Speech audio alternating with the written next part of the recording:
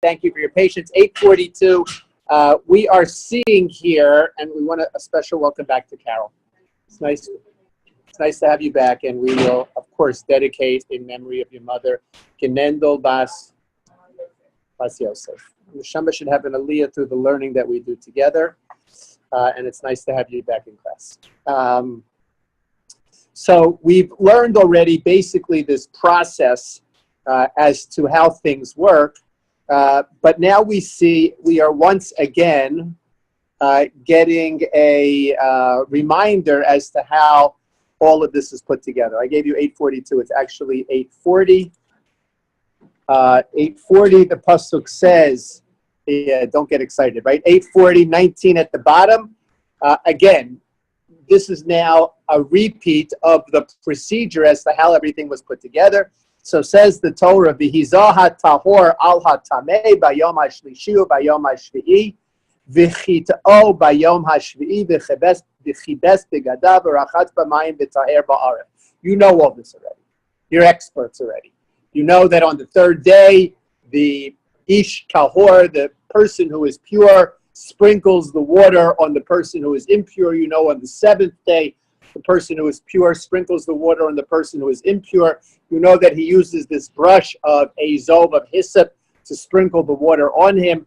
And you know on the seventh day, this person goes to the mikvah, and then when it's dark, this person becomes tahor. So you all know that. We've spent time on that going back and forth. The question obviously is, why does the Torah now repeat it here? Right? What additional things are we learning from this idea that the Torah has to tell us that this happens again? And then, to make matters even more complicated, in verse 20, the Torah goes ahead and tells us, the ish asher yitma v'lo yiskata, and a person who becomes tameh and doesn't go through this cleansing process, v'nichrasa hanefesh ahi mitoch hakahal, and he will risk the punishment of kares, ki es mikdash Hashem timeh, he is mitame, the sanctuary of HaKadosh Baruch Hu, meini dalo zarak alav tamehu.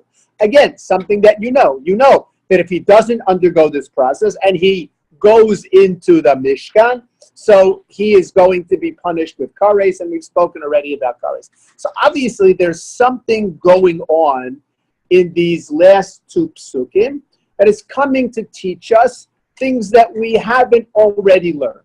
Now, it can't be simple pshat, because we've already learned this from a simple perspective. So there must be something a little bit deeper which is going on here. So let's look and let's see if we can understand what's going on. The Gemara in Maseches Yoma brings the first important lesson from this. And the Gemara in Maseches Yoma says the Gemara, Milamed shetzarich kavana lahazos al davar hamekabel tuma. The very first word says vihizah. Vihizah means to sprinkle. So we know he sprinkles, right? We learned that already. What is to be derived from here? Says the Gemara that the person who's sprinkling it has to have kavana to sprinkle it onto someone who is tameh, meaning that this is not a haphazard kind of sprinkling. It is a very directed, conscious, thought-out sprinkling. That's what has to take place. Okay, so what else is taking place? Obviously, the tameh person is here. The tahor person is here. The tahor person has this paintbrush of hyssop in his hand, and he's sprinkling the water. So obviously, he's sprinkling it on the right person. What are we talking about? So listen to what the Gemara says. The Gemara is telling us that there is a case that we might not have understood that this is coming to deal with. And what is that case? So the Gemara says as follows. Let's say that the person who is sprinkling mistakenly thought that he should be sprinkling this on an animal. A person didn't know the law. Can an animal become tameh? Can your dog become tameh? No, a live animal can't become tameh. In fact, anything alive, any creature which is alive can't become tameh other than people. We are the only things that can, we are the only living creatures that can become tameh. Your horse can't become tameh, your cow can't become tameh, your dog or cat can't become tameh. They can't. But let's say the person who was sprinkling didn't know that. And he thought, you know what? This person died in your house, your dog was in your house. So he thought he needed to sprinkle the dog. Right? He had kavanah. What was his kavanah? His kavanah was to sprinkle the dog. Because he thought the dog needed to, to undergo this process. And he sprinkled the dog.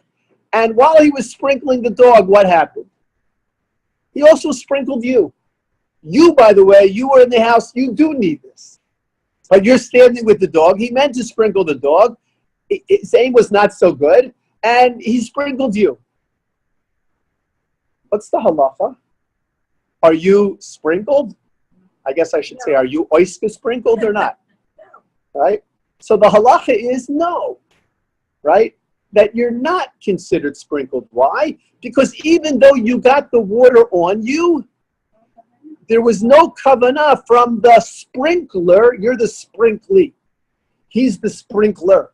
The sprinkler has to have kavanah. He has to have understanding. He has to have motivation. He has to know what he's doing. He has to understand that he's sprinkling this on you for the purpose of you becoming tahor. And if he thinks he's sprinkling it on Fido, and instead you get some of the water on you, so the halacha is not a good sprinkle. He has to now sprinkle on you specifically. So that says the Gemara, that's the first thing. Right? The first thing is that, okay, the ashes have to be sprinkled. The ashes have to be sprinkled on you. Okay, that's the first thing that we have to deal with here. With kavanah, right? With kavanah, that's vihizah. They have to be sprinkled on you with kavanah. Okay. So that's lefichach im niskaben lahazos ala behema vihizah al ha'adam. Right? He intended to sprinkle on the animal, and some got on you. Im yesh ba'ezov. If there's still water left on the hyssop brush, so then yishneh, he should sprinkle it again on you, thinking that this is going on you. Niskaben lahazos al ha'adam. Here's an interesting one. He had thought to sprinkle it on a person, vihizah al ha'behema. And what happened? The water didn't get on you. The water got on the animal. So what happens? Lo yishneh. He's not allowed to, if there's any water left over on the brush, he's not allowed to sprinkle it on you. What does he have to do? He has to dip it again. Come on, what do we care whether he dips it or he doesn't dip it? If there's still water left on the brush, that doesn't matter. So actually, this Gemara is talking about something very interesting. The Gemara is talking to us about the idea of one of the disqualifications of the para aduma. So if you remember back to when we started, one of the things about the para aduma, this red heifer, is that it had to be completely red. If it had two white hairs, it was disqualified. Had to be completely red. All of the hair of this para had to be completely red. And what else? Do you remember what else? No oxen. It couldn't have worked. This para was disqualified if it had ever worked. If it had ever been used, in other words, what does it mean if it had ever worked? Does it mean if it ever had a job? Was it working behind a counter at a McDonald's? What does it mean if it had ever worked? What? Correct. If it had ever been worked, if it had ever been used by someone, then the red heifer was disqualified. You couldn't use this para aduma. So the question is, does that apply just to the cow when the cow is intact? Or does that even apply to the ashes of the cow? Does that even apply to the ashes of the cow? So let's think, what does that mean? Right, what does that mean? Does that apply to the ashes of the cow? What does it mean? I'll get this. Yeah, I'll get this It could right. never have been. Its designation was holy, so that was it. Once it's designated that way, it can never be even thought in any other way except for that sacrament that it's being used for. We're talking about as it applies to the second edition. In other words, I have these ashes here. I have these ashes here, and what do I do with these ashes? I take these ashes and I sprinkle them on an animal. In other words, that was my kavanah. My kavanah was to sprinkle them on an animal, and what happens? They get sprinkled instead on a person. Right. Is the mixture that lands on the I'm sorry. I have kavanah to sprinkle them on. I have kavanah to sprinkle them on the person, and I sprinkle them on the animal. That's the second case, right? I have kavanah. The first case, I have kavanah to sprinkle them on the animal, and I sprinkle them on the person. So we know the sprinkling wasn't good. If there's still left on the brush, you can now sprinkle on the person, having kavanah to sprinkle on the person. But let's say the other way around. Let's say I had kavanah to sprinkle on the person, and instead I sprinkled on the animal.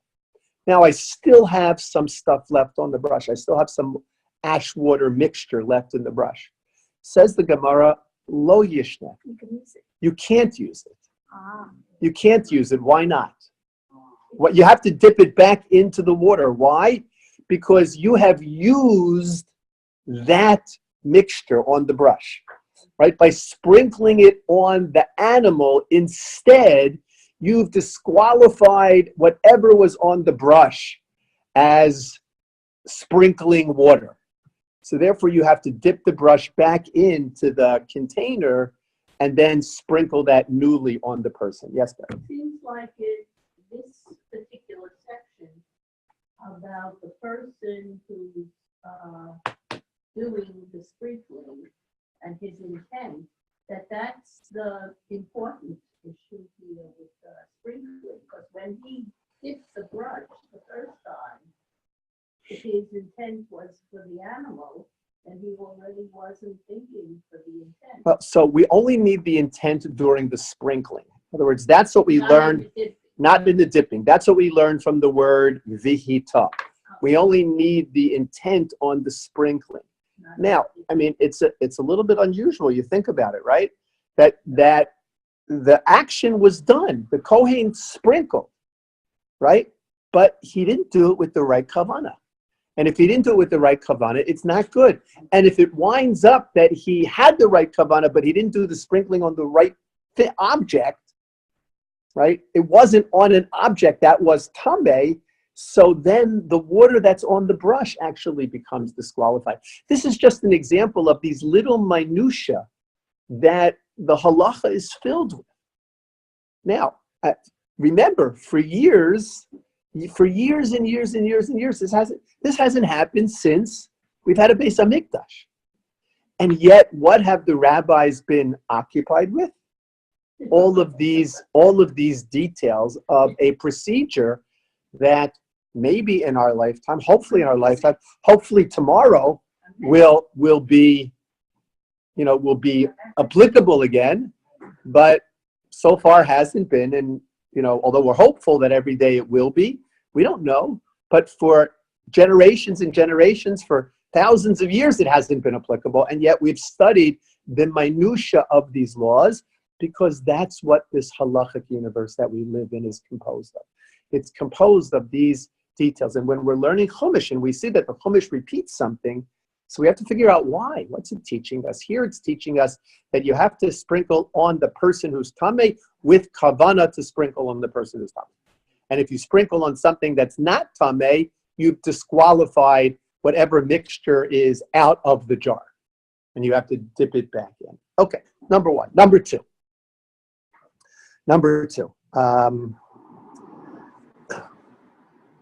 The Gemara in Maseches Nazir says, "V'hizah hatahor al hatamei."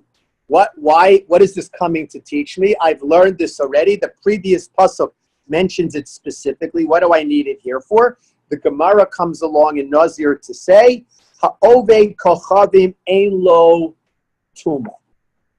That the oved kochavim can't become tamei.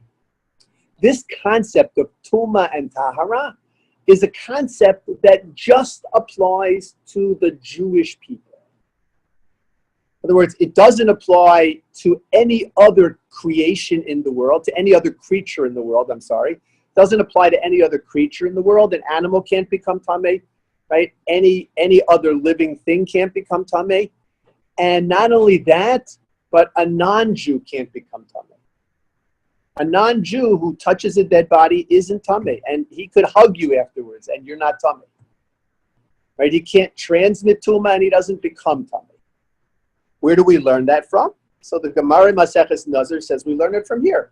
It says v'hizah hatahor al hatameh, that you sprinkle, that the person who's pure sprinkles on the person who is impure.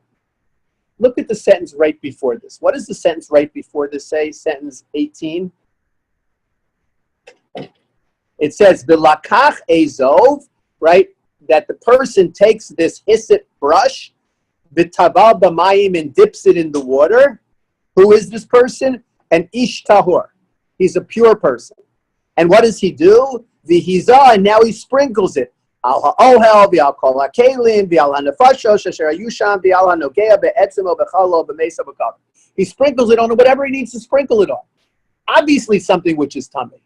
And then the next pasuk, our pasuk comes along and says, the pure person sprinkles it on the impure person. Wait a second. We just had that.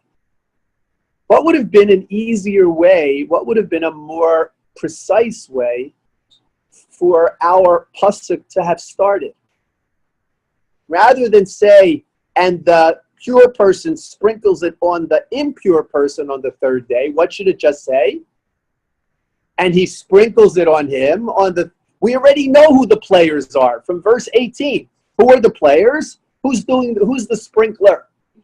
And Ishtahur, who's the sprinkly? The nefashot, right? Whatever's tameh is qualified as the sprinkly. We know that from verse 18. Why does verse 19 have to come along and now repeat for us? The tahor person sprinkles it on the tameh person. We know that already. That was what we were just told in Chumash. Why does the Torah say this? So there has to be a reason that the Torah is saying it. What's the reason the Torah is saying it? Says the Gemara in Maseches Nazir, to teach me that an Oved Kochavim, that a non-Jew, cannot become tameh. That's the chiddush. That's the new idea which is being taught by this repetition. These words are redundant. The Torah doesn't need to tell us that the tahor person sprinkles it on the tameh person. We know that already. We know that because verse 18 just told us the players. So why does verse 19 repeat it? According to the Gemara in Maseches Nazir, verse 19 repeats it to tell me that a non-Jew cannot become tameh. And why would they say that?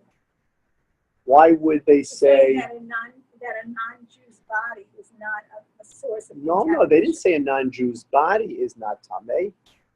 They said a non-Jew, a living non-Jew can't become tameh. Okay. No, a dead body doesn't matter.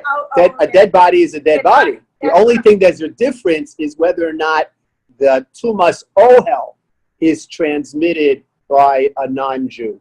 Everybody agrees that if you touch a non-Jew that's died, you become tameh. Okay. No question about that. We're talking about a non-Jew who's alive. Let's say a non-Jewish funeral director. He's never tameh. Right? A non-Jew touches a dead body is not tameh. Now, does this make sense from a spiritual perspective? If we understand Tumah and Tahara the way that we explained it, according to Rav Soloveitchik, perhaps it does. In other words, it's a spiritual component. It's distancing somebody from the most important value, which is life. So we can understand that. We can understand that. If we say it's what? A convert? A convert is a Jew. A convert is a Jew across the board. A convert is a Jew across the board.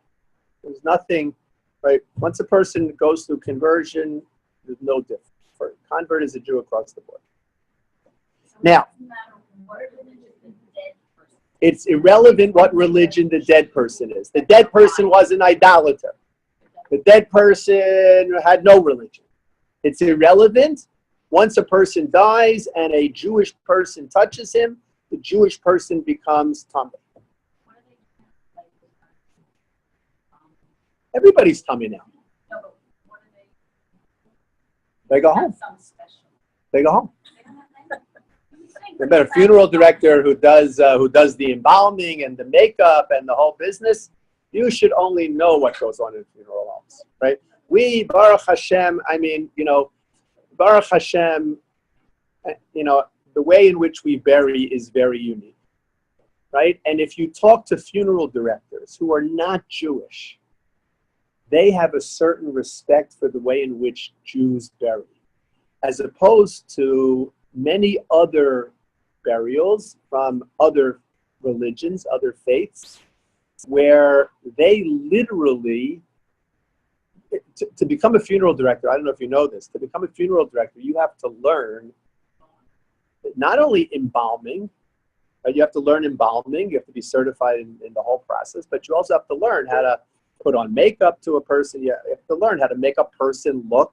You have to learn how to make a dead person look better, right? Or at least as good as when he, right? I mean, they do I won't even tell you what they do, right? I don't want to tell you what they do, right? But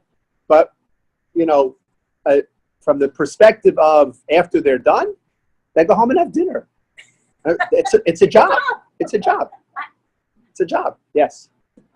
So the people who prepare the body, a Jewish body, Chebra Kadisha. for burial, Yeah. who are actually working with corpse. Yeah. So they don't become tummy. No, they're tummy. They're tummy. Did you ever go to a funeral? No, I went to You've gone to lots of funerals. yeah, but I You're tummy. my parents, I also took. Okay, but let's say you didn't touch a body, right? Have you gone to a funeral? Yes, you're tummy, right? If you've been in a building with a dead Jewish body, as opposed to, I guess, a live Jewish body, right? If you've been in a funeral, you've been in a building with a dead Jewish body, you're tummy. We're all tummy. Everybody in this room, I would venture to say, is tummy with tumas mace, and that's the problem with going on top of Har Habayis, that we can't get rid of that tumas mace. No, even the people who go, even the religious people who go, because it's the place of the Beis Hamikdash. I mean, if we don't go, I mean, I happen to, it's a complicated issue politically, but it's also complicated halachically, but there's a certain sense of not abdicating our rights or our connection to this place. So even the people who go, who are religious who go, have to undergo a procedure. They have to go to the mikveh, right? All kinds of things, ways in which they have to prepare themselves. But even with that preparation, when they go to the very top of Har Habayis, you can't walk anywhere. Even though you've gone to the mikveh, you can only walk in a very limited area. Why is that? It's because, wait, hold on a second. Why can you only walk in this very limited area? Because you're still tamei mace, right? You can dunk in the mikveh 100 times, you're still tamei mace. The only way we will stop being tamei mace is paraduma. That's the only way in which we'll stop being tamei mace. That's why they keep looking for the red heifer. Yeah, what? Where are they keeping the remnants? We don't have any more. Gone. All been used. It's all been used. You want a good business? Find the paraduma. All right? That wouldn't be, I have to wait. Maybe there is what? Maybe there are ashes of the paraduma somewhere. They say they think the rabbis think that I don't know. I mean, maybe there are somewhere. I don't know. We don't know. TV show about. They had that red heifer in like Russia, and they were guarding him. I mean, you hear all these stories about red heifers and all these different places. I don't know. I have yet to hear a story about a real red heifer. If you hear, let me know. All right? But I have yet to hear a story about a real paraduma. Anyway, but we understand why all the excitement. If there might be a paraduma, we understand why. Now you'll be excited too, right? Now that you know all these details, you hear, paraduma. Wow. All right. So so we learn from this repetition. In other words, we learn from this repetition that it needs to be that only a Jew is subject to the laws of Tuma. In other words, only someone who can become tahor can become tamei, right? And since this is directed at a Jew, so then a non-Jew cannot become tamei. And we learn it according to the Gemara Masechas Nazir. We learn it from this repetition of Vihizah hatahor al hatamei. However, I want to ask you to jump back. Go back to verse 10. Go back to verse 10. Verse 10 in the middle says, "V'hayisa livnei Yisrael v'lager hagar b'socham lechukas olam." Right? What does verse 10 say? Verse 10 says, "V'hayisa livnei Yisrael," and this shall be for who? The children of Israel. V'lager hagar b'socham, and the ger who is dwelling among them. Convert, correct? Lechukas olam, as an eternal decree. Who should it be for? Bnei Yisrael. If we already know in verse 10 that this should be for Bnei Yisrael, because what does it say? It says Bnei Yisrael. We assume Bnei Yisrael is talking about whom? The Jews and not the non-Jews. If verse 10 already tells us that this is a law for Bnei Yisrael, why is the Gemara coming along here in verse 19 and saying, "Oh, what does this teach me? That these laws of Tum and Tara don't apply to a non-Jew." Didn't I learn that above, where it says "Libnei Yisrael"? Not interpretation. I mean, how else can you interpret it? Vayasa Libnei Yisrael. No, I don't mean that one. I mean the 19. Yeah, no, 19 is an interpret. You're right, correct. 19 is an interpretation that the Gemara gives. The question that I'm asking is, why does the Gemara give that interpretation if it's already said in the second half of verse 10? Well, that Would seem to be a redundancy. In other words, are they exclusive groups? Sets? Are they exclusive sets? or whom? In our mind, those are exclusive sets. There's no overlapping between those. Jews and types of non-Jews. people. Right. Okay. But maybe there were people who lived among the Jews who, I don't know. No, I mean, we have fairly clear definition of who is a Jew and who is a non-Jew. Now, we have a fairly clear definition. And even if you live in a Jewish community, right, even if you live among the Jews, we know who's Jewish and who's not Jewish. We know who's Jewish and who's not Jewish. So that's not, I don't think that that's the issue. In fact, there is an opinion in the Talmud Yerushalmi that says these words, "V'hizaha tahor al hatamei," which the Gemara in Maseches Nazir, the Babylonian Talmud, uses to deduce that a non-Jew can't become tamei. The Jerusalem Talmud, the Talmud Yerushalmi, the Talmud that was composed in Israel, as opposed to the Talmud that was composed in Babel, in Babylonia, they are two different Talmuds. There's a lot of overlap, of course, but there are two different Talmuds. So the Talmud Yerushalmi has a different interpretation of V'hizaha tahor al hatamei. Why? Why does it have a different interpretation? Why doesn't it go with the interpretation of the Talmud Bavli that means that a non-Jew can't become tamei? So the rabbis of the Talmud Yerushalmi didn't go with that interpretation because they said, we learned that already. We learned that in the second half of verse 10. And if we learn that in the second half of verse 10, then that can't mean here, it can't mean here that a non-Jew can't become tamei. Because we already learned that. Why would the Torah repeat that? So they come up with a different deduction. And what is this deduction? This deduction is that one tahor person cannot sprinkle more than one tamei person. In other words, let's say that I have, the Kohen comes in for the morning shift, and there are 20 people lined up to get sprinkled. Today's day 3 for 20 people. Can he put all 20 people in a group and sprinkle all of them at once? And the answer, according to Talmud Yerushalmi, is no. Because what does our pasuk say? It says, V'hizah ha-tahor, singular, al ha-tameh, singular. One tahor can sprinkle on one tameh. He can't sprinkle on multiple tameim. That's the Yerushalmi, right? Why does the Yerushalmi learn that? Because the Bavli says it means something different. The Bavli says it means it excludes non-Jews. The Yerushalmi says, what do you mean it excludes non-Jews? Verse 10 excludes non-Jews. Why here? So they have this fundamental debate between the Babylonian Talmud, Talmud Bavli, and the Talmud Yerushalmi, which is not unusual, right? There were two distinct sources of learning. Often there were people who traveled back and forth between them, but they were really two distinct sources, two distinct places of learning. So that's another interpretation that we have here from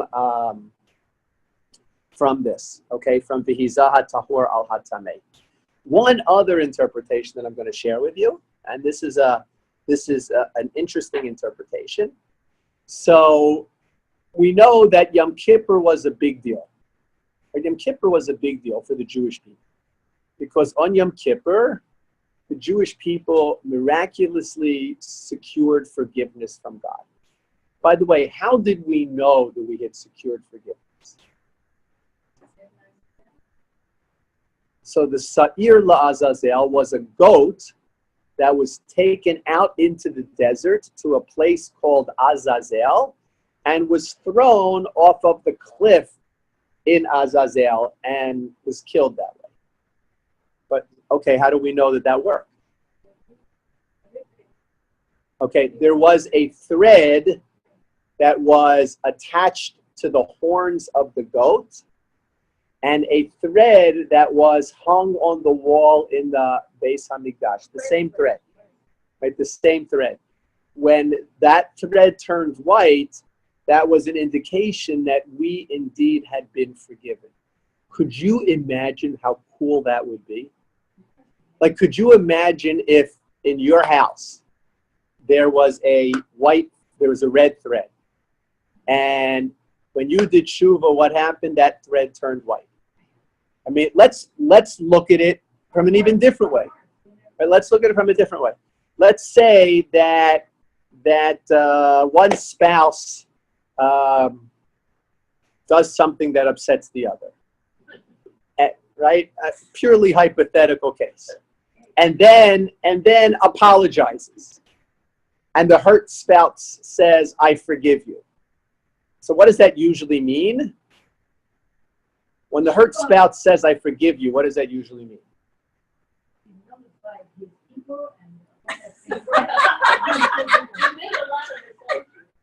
Thelma Halavai, that's what it means. What it usually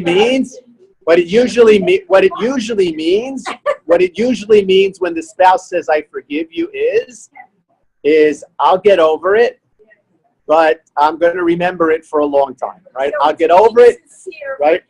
Well, I don't know that it's an insincere forgiveness. It's a transient forgiveness. In other words, I'll get over it, but I'm going to remember it for a long time. That's what generally "I forgive you" means. Ideally, "I forgive you" should mean I've nullified my ego. And what else did you say? I've nullified my ego and I really do forgive you. And that's true. Often what prevents us from forgiving someone is ego, right? That our ego gets in the way because the person not only did something wrong, but the person insulted our ego. And I'm going to now lower myself to forgive that. So our ego gets in the way. The person who did something wrong, so to speak, is acknowledging that on your thinking. But yeah, but imagine how cool it would be if you, let's say that you said something and upset your spouse. And you said to your spouse, "I'm really sorry, please forgive me." And your spouse said, "I forgive you." And there was a thread hanging up on the wall, right? A red thread. And it didn't change color, right? So you could turn and you could say to your spouse, "Listen, maybe that wasn't so sincere. Look at the thread." And if your spouse said, I forgive you, and your spouse really meant it, then the thread would turn white. I mean, it's an amazing thing. In fact, it's so amazing that they stopped doing it. Why? Because the rabbis decided they were too much. They stopped doing it because we weren't always forgiven. And the behavior had to change. And if we weren't always forgiven, imagine what would happen. Forgiven by God. We weren't always forgiven by God. I'm talking about the Jewish people. We weren't always forgiven by God. So imagine on Yom Kippur, you've spent the day fasting. You've spent the day davening, right? You know, you've spent the day in shul. And end of Yom Kippur comes and you get into your car and you turn on the radio and the person from 880 CBS says, the thread is still red. Can it get more depressing than that? So Bnei Yisrael would know in the middle of Yom Kippur, right? This goat was thrown over the cliff and the thread didn't change. Bnei Yisrael would know that they were not forgiven. They would be crushed. They would be devastated, filled with despair. They might as well go have that cheeseburger, right? I'm going to eat. Forget it. You haven't forgiven me. I'm going to eat, right? So in order to prevent that, the rabbis decided that the thread, which was hung in a place where everybody could see it, would be hung in a different place, where it was on the inside, where you couldn't see it. And then they had to stop even doing that. Why? Because people would try to sneak. People would try to peek. And so they had to stop doing that altogether. That's why the Jerusalem red threads, don't get me started. All right? But correct, they stopped that. Well, I mean, obviously, they stopped that procedure because we weren't always forgiven. But it just goes to show that forgiveness is not magical. You could be in shul all day Yom Kippur. And you could not eat all day Yom Kippur. And you can make yourself unhappy all day Yom Kippur. And get in the car and turn on the radio, and the red thread is still red. Right? It's not automatic. You really have to work. We all have to work at it. Right? It's not automatic. But the collective forgiveness of a nation is different than the individual. The collective forgiveness of the nation is different. Okay. So let me take this one step further. So we know that Yom Kippur is so special. It was the day on which the Kohen Gadol officiated at everything.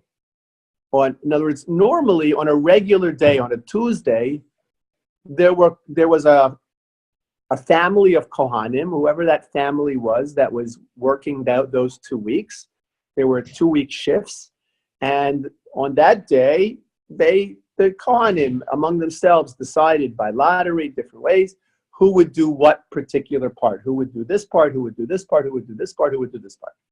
On Yom Kippurim, only the Kohen Gadol did it. Kohen Gadol, did everything on Yom Kippurim. Right? Every single avoda of Yom Kippurim was done by the Kohen Gadol. Now, the problem was the Kohen Gadol didn't do this on an everyday basis. So what happened? So a week before Yom Kippur, they took the Kohen Gadol to the Beis HaMikdash, and he practiced. In other words, he did these avodas. He practiced doing these avodas so that he would be ready to do them effectively and efficiently on Yom Kippurim. And every day they sprinkled the Kohen Gadol with water of the Para Aduma. Every single day of this 7-day period. They sprinkled water on the Kohen Gadol. Right? The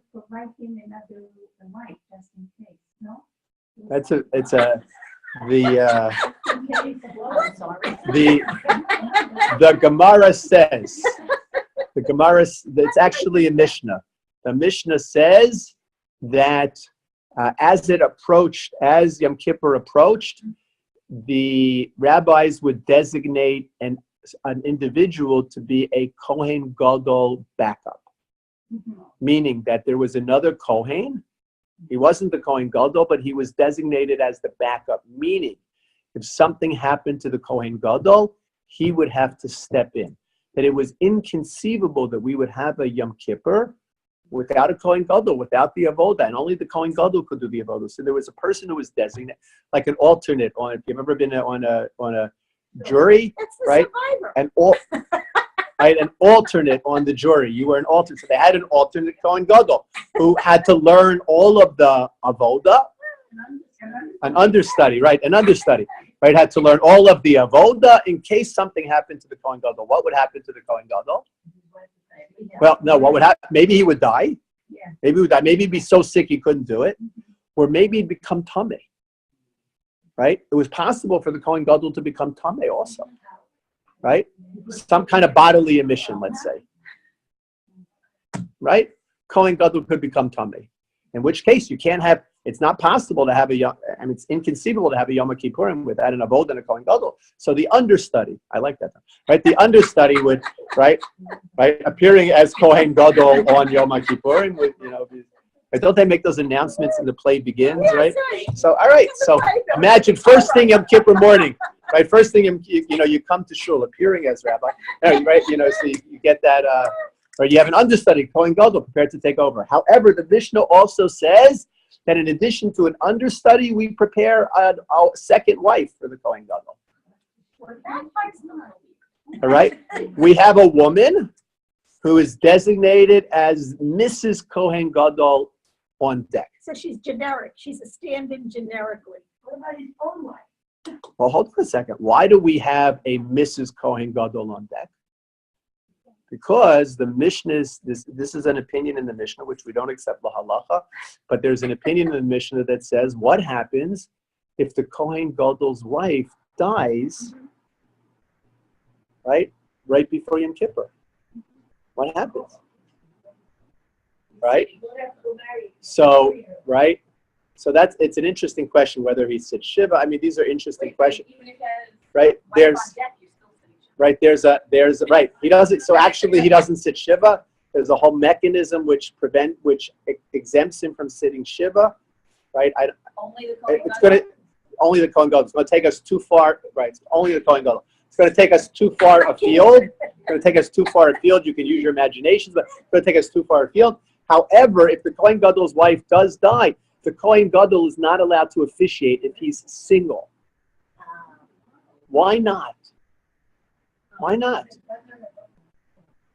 Why can't the Kohen Gadol officiate if he's single? He needs to be married because he needs to feel the responsibility for someone else resting on his shoulders, right? Because the responsibility of the entire nation is resting on his shoulders. So without fear, but it's hard. But it's hard to feel that. It's hard to feel the responsibility of the entire nation resting on your shoulders. What can you feel? It's easier to feel the responsibility of a spouse resting on your shoulders. So the Kohen Gadol has to be married. The Torah tells us this. The Kohen Gadol has to be married in order to officiate, which is why we have a preference for people to daven on Yomim Noraim who are married, who are not single. We have a preference for people to daven who are married, not single, right? Connecting to this Kohen, So, so they had a Kohen on deck, right? They had a Mrs. Kohen Gadol on deck. Whereas if his wife would die, this woman would be prepared to step up and become his wife. There's a lot of weirdo rules about that. Whatever there were, whatever. That can't be. Right, whatever the rules were, whatever, right? Whatever. Now, we don't, by the way, we don't paskin that way. Calm down.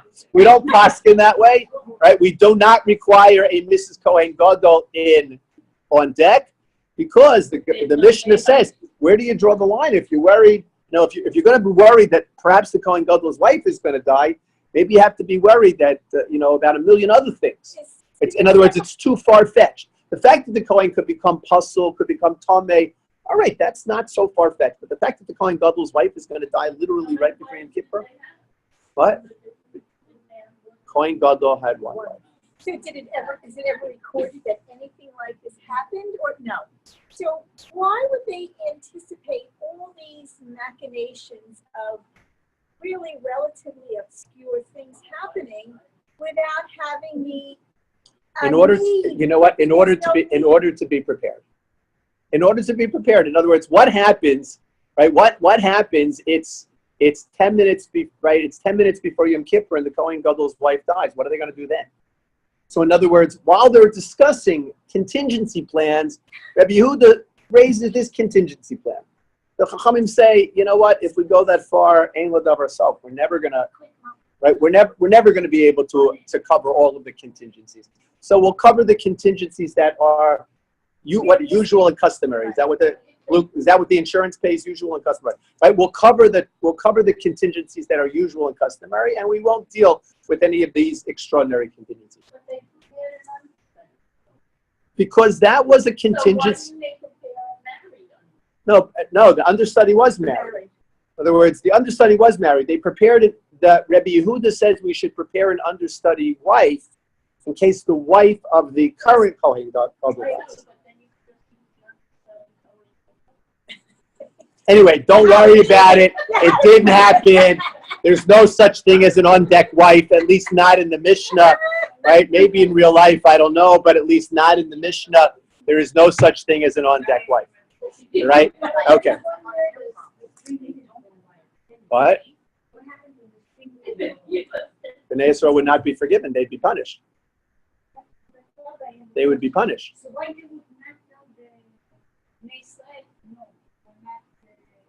Because it would create such despair, and creating that despair on Yom Kippur is not allowed. In other words, no, what? Why wouldn't they tell them after Yom Kippur? Maybe they would tell them after Yom Kippur. I know that they wouldn't know on Yom Kippur. Maybe they would tell them after Yom Kippur. I don't know. Maybe they would. Maybe they would. Anyway, the reason that I mentioned that to you is because they used to sprinkle the ashes of the paraduma on the Kohen every single day, which teaches us that if you're tahor and you get sprinkled with ashes, that the ashes do not have an effect on you. In other words, I might think, you know what, that maybe if I'm tahor and they sprinkle the ashes on me, I become tameh. No, the ashes are only good to transform somebody who's tameh into someone who's tahor. The ashes can't go the other way. They can't transfer someone who's tameh into someone who's tahor. Thank you all for your accommodating me today and my schedule. I apologize. No class next week. I'll send out a reminder. I'll send out there's also a link to the other classes, which is now up on the website.